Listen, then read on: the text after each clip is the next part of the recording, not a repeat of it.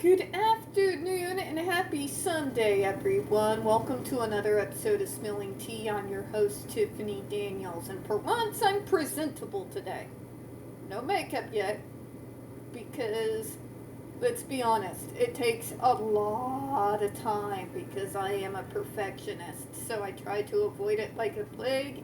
Unless there's some fancy to do, I have to go to, unfortunately. So, yay, I look pretty. Anyways, we'll get, of course, to our second episode of the Snake Oil Salesman series, but first, brief disclaimer. For all the material we'll be covering throughout the duration of these series, you're going to find the source material linked right there in the description box. So should you like to do a little bit of a deep dive on your own, you're definitely going to be able to go ahead and do so. Trigger warnings, this channel is marked not for kids for a reason. I do use profanity, and some of the topics covered on this channel can be particularly triggering. So if you got a child that is 16 or younger and they are watching this, parental supervision very much advised. Also, this series is not a safe space if you believe in any of the get well quick cures that you'll find all over the internet, whether it be for developmental disabilities or what have you. And you cannot debate upon the facts in a civil manner, but instead hurl insults. You will have your comment removed and you will be blocked from the channel. There's no need for that level of negativity. We should be able to disagree and debate civilly. Okay? And if you can't, this is probably not the best channel for you. Alright? Cool. Okay. This is from a blog called Healthy Skepticism. It's a skeptical evaluation of health-related issues and assertions, and this is in regards to the Great American Medicine Show. So we're going to get into the part of the snake oil salesman area where we begin to talk about the traveling medicine shows and how much of our current pseudoscience peddlers take from how they did things back then. So, we are going to go ahead and begin. This is actually a very interesting part of the whole idea of these fake cures. Just because history, and I'm a nerd. But anyways, let's go ahead and get on into it, alright? Because these shows were entertaining. They did provide laughter and a little bit of joviality in a world that was just kind of even more chaotic than it is now, if you can actually believe that. But the sinister side is the cures were fake. And you had people spending their life savings. Sound familiar? Yeah. Never buy a fake cure from an individual pushing you like they are a used car salesman. Okay? Anyway, when talking about misleading health claims, it makes sense to begin with the Great American Medicine Show, which for me at least calls to mind images of the 19th century traveling snake oil salesman and old Tommy vaudeville numbers. You will actually see in old westerns and even in some new westerns where they have the traveling medicine show. Now, not all of these traveling medicine folk were actually quacks, but a good lot of them were. And it began to cause people to mistrust those who do that, even if they are authentic in selling proper medicine. So, let's go ahead and continue here. The medicine show is not uniquely American. It actually is thought to have had its origins in the decline of the Roman Empire. In the year 568, the church banned theaters and circuses throughout all of Europe. Performers hit the road throughout Italy and formed traveling entertainment groups. At some point, tooth extraction became a part of the traveling show.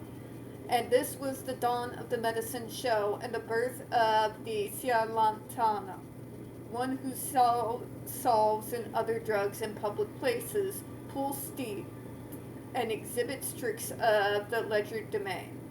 This, of course, evolved into the word charlatan. The Italian medicine shows had a counterpart in England.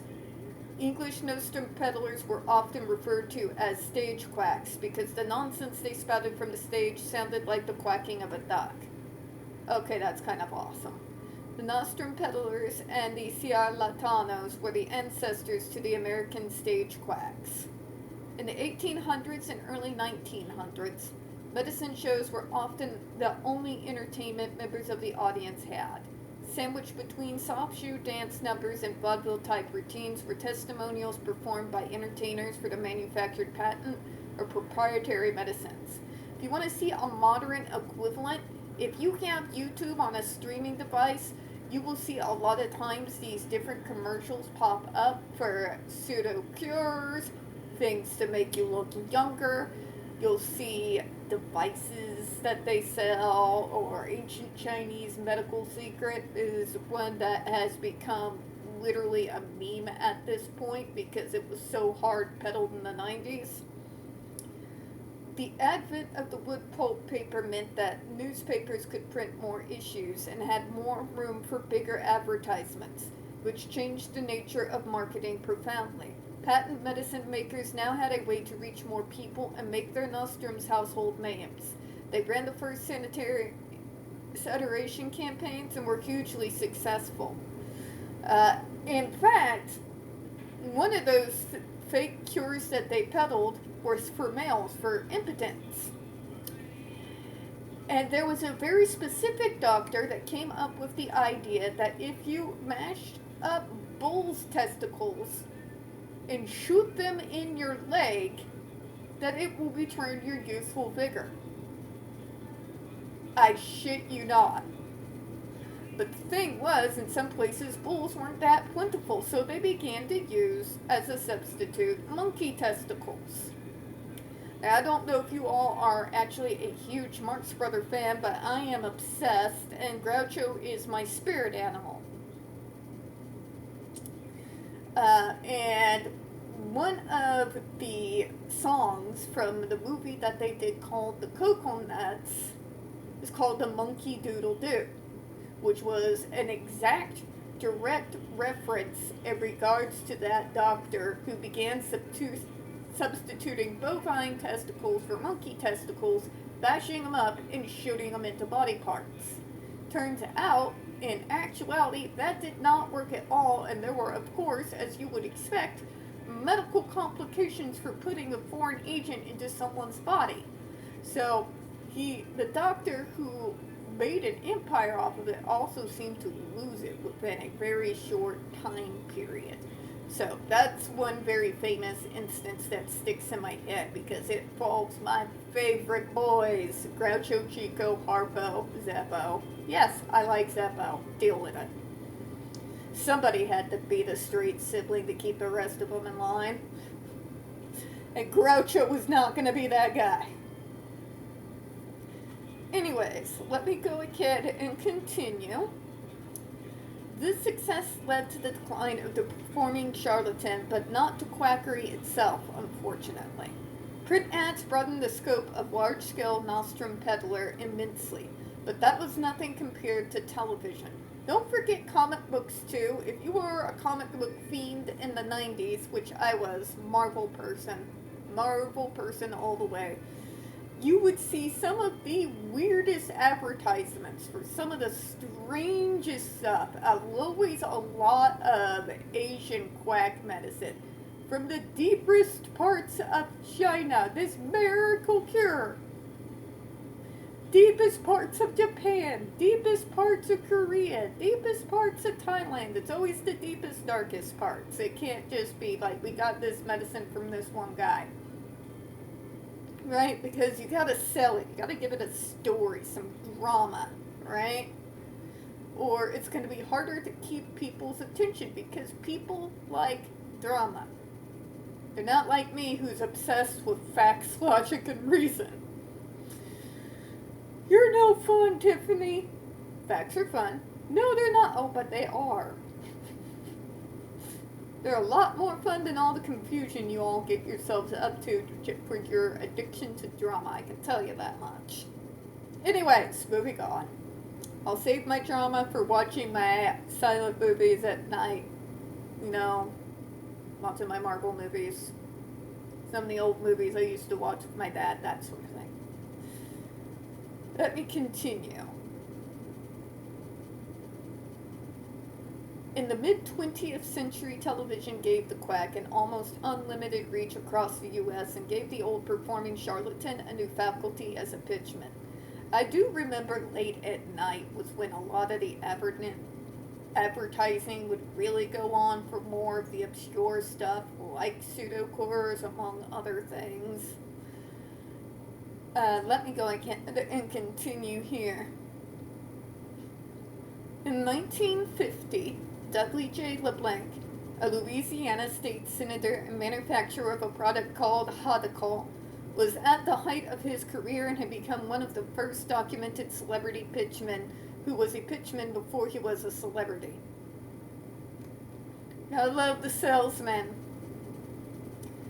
I mean, I hated sales with the entirety of my soul. It stressed me out way beyond my capacity, so probably was not the best place to put myself, but out here I kind of really didn't have much of a choice at the time. Directly after serving in World War I, LeBlanc started his career as a traveling salesman, selling tobacco, shoes, and 2 of his own patent medicines, Dixie Dew cough syrup and Happy Day headache powder. Anyone want to guess what those were made out of? Remember, we're talking about the days where the Coke was still inside Coca-Cola. Right? Just saying. He served on the Public Service Commission and eventually went to serve in both the houses of the Louisiana legislature. After an unsuccessful campaign for governor in 1932, LeBlanc sold his insurance business and, following the loss of all proceeds in the stock market, returned to the patent medicine business. Finally, in the early 40s, LeBlanc was afflicted with an ailment that caused his legs and big toe to swell, thus rendering him crippled. James Harvey Young writes about LeBlanc in The Medical Messiahs, 1967. LeBlanc, during the heyday of his fame, was fond of telling inquiring reporters how it had all begun. In 1943, he said he got a bad pain in his right big toe. The pain spread to his knees, his arms, his neck. 3 different doctors gave him 3 different diagnoses: gout, arthritis, beriberi. Each treated him without success. While in New York hospital, he overheard his wife say, "He is really sick. I never saw Dudley so bad. I just don't know if I'll ever see him alive again." LeBlanc sought escape from the hospital. As he hobbled out, he met an old friend, another doctor, who told him he looked like walking death. Hearing LeBlanc's symptoms, the doctor offered to cure them, so LeBlanc went with him to his office for an injection. Like magic, the medication began to cure his condition. Each shot brought further improvement. LeBlanc was naturally curious, so he asked, "Doc, what's that stuff you got in that old bottle?" "Dude, you crazy?" the doctor answered. "You think I give away my secrets to a man in the patent medicine business?" I feel you, doctor. Fair enough. Several days later, the doctor was busy and told his nurse to give LeBlanc his shot. She wasn't so smart as him, LeBlanc later reminisced, nor careful either. She left the bottle on the table. When she finished, I gave her that old southern chivalry, "After you, Gertrude." As she turned her back, I shoved the bottle in my pocket. Taking the bottle to his hotel, LeBlanc read the label and then got some books to find out what the label meant. His injections, he found, were mostly B vitamins. Then I figured to myself, this is it. Yes, B vitamin complex is a very healthy vitamin supplement to take, which I happen to do so. That's what I mean when I say not all things that they used to sell during those shows were completely bunk, but what they claimed that they would be able to do for you, on the other hand, has always been an extreme exaggeration.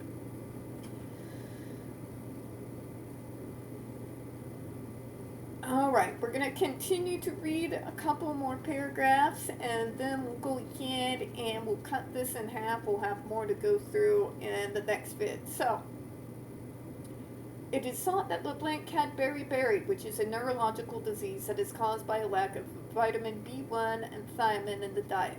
This explains why Hadakal was effective in treating it, as its ingredients aside from alcohol were B vitamins. In other words, what you have is like shot of vodka and some B vitamins. The alcohol would make you feel looser. The vitamins would naturally do their job. Either way, LeBlanc was eventually able to raise Hadakal to the level of a cultural phenomenon. A 1951 statement on the Hadakal in Newsweek said, "It is a craze, it's a culture, it's a political movement." This all seems very odd when you consider that Hadakal was a tonic that consisted of alcohol, some B vitamins, calcium, iron, phosphorus, dilute hydrochloric acid, and honey.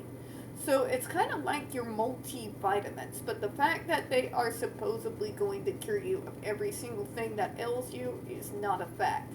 It does assist a great deal with boosting the immune, assisting with things such as digestion, or if you need a little help dealing with that little constipation issue, things of that nature, yes. But things like it will stop you from dying, not so much.